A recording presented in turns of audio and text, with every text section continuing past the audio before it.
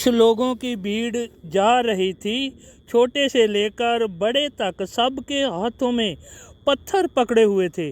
उस भीड़ में एक महिला थी जिसकी हालत अस्त व्यस्त थी। वो बहुत ही डरी हुई, सहमी हुई थी। मौत का डर उसके चेहरे पर साफ दिखाई दे रहा था।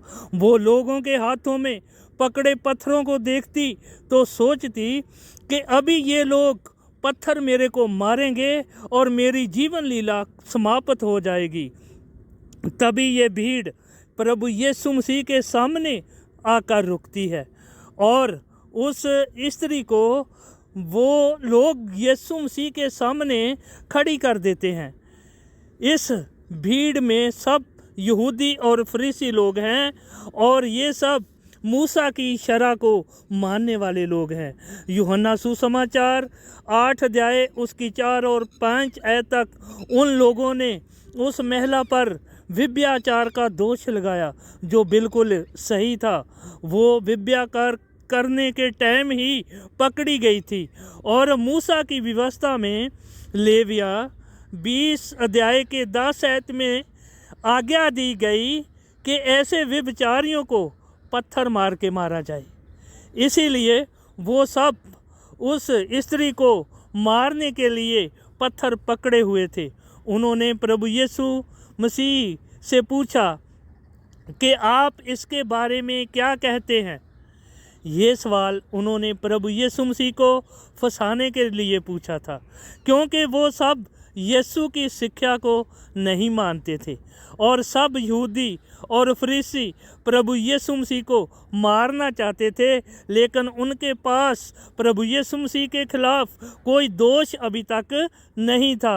और वो जानते थे कि यूहन्ना 1 अध्याय उसकी 17 आयत में लिखा है कि व्यवस्था तो मूसा के द्वारा दी गई, परंतु अनुग्रह और सच्चाई यीशु मसीह के द्वारा पहुंची। और यीशु मसीह ने कहा है कि मैं पापी को मारने के लिए नहीं, बचाने के लिए आया हूँ। अगर यीशु मसीह उस स्त्री को माफ़ कर देता है तो मूसा की व्यवस्था के अनुसार उल्लंघन करने का दोष है। अगर यीशु मसीह उनको पथराव किए जाने और अनुग्रह करने वाला नहीं कहलाएगा। और रोमी सरकार के अनुसार किसी यहूदी को ये अधिकार नहीं था कि दूसरे मनुष्य को मौत की सज़ा दे। ऐसा करने से भी यीशु दोषी ठहरता था, क्योंकि ये अधिकार उस टाइम रोमी सरकार के ही पास था। सज़ा का अधिकार रोमी सरकार के पास था। यीशु ने उनको पथराव करने से मना नहीं किया, पर एक शर्त रखी कि तुम में से पहले वो पत्थर मारे जिसने कभी पाप नहीं किया है। क्योंकि प्यारे जीजो, प्रभु जानता था कि ये सब पाप के अधीन हैं, सब ने पाप किया है।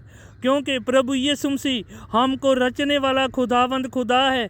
वो हमारे विचारों को, वो हमारे कदम कदम को जानता है।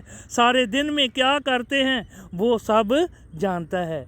और जब उन लोगों ने अपने पापों को जांचा, अपने आप को जांचा और एक एक करके सब चले गए, क्योंकि उनके जीवन में सब में गुनाह था, दोष था।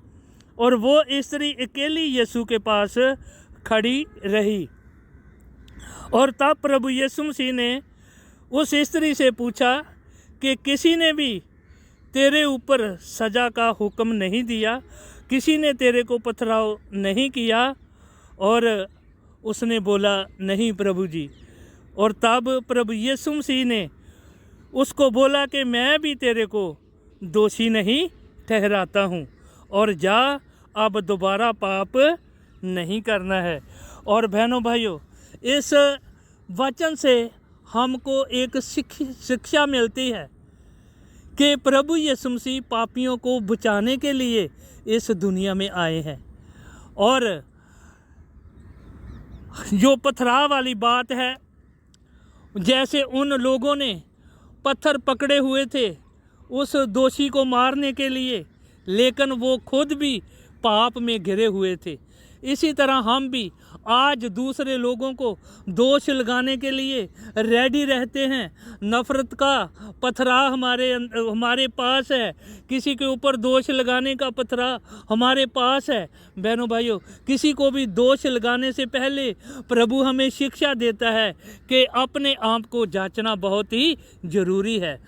और प्रभु यीशु मसीह ने उस स्त्री को बेशक माफ़ नहीं किया, लेकिन उसको एक बात ज़रूर बोला है कि दोबारा पाप नहीं करने का है।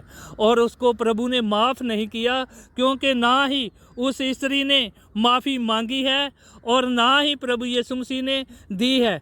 अगर वो आने वाले समय में पाप से बची रहती है और दोबारा पाप नहीं करती है, तो वो न्याय के दिन प्रभु यीशु मसीह से पापों की सज़ा से बच सकती है, वो अपने आप को बचा सकती है। और भाइयों बहनों, आज अगर हम भी पाप में हैं तो हमारे लिए ये अनुग्रह है, ये समय दिया है प्रभु ने कि हम पश्चाताप करें और अपने पापों से मन फिराएं और क्षमा को हासिल करें। ये हमारे लिए प्रभु का अनुग्रह है, क्योंकि बचाने वाला प्रभु यीशु मसीह ही है। प्रभु आपको इस मैसेज के द्वारा बहुत सारी बरकतें आशीष देवे। आमीन।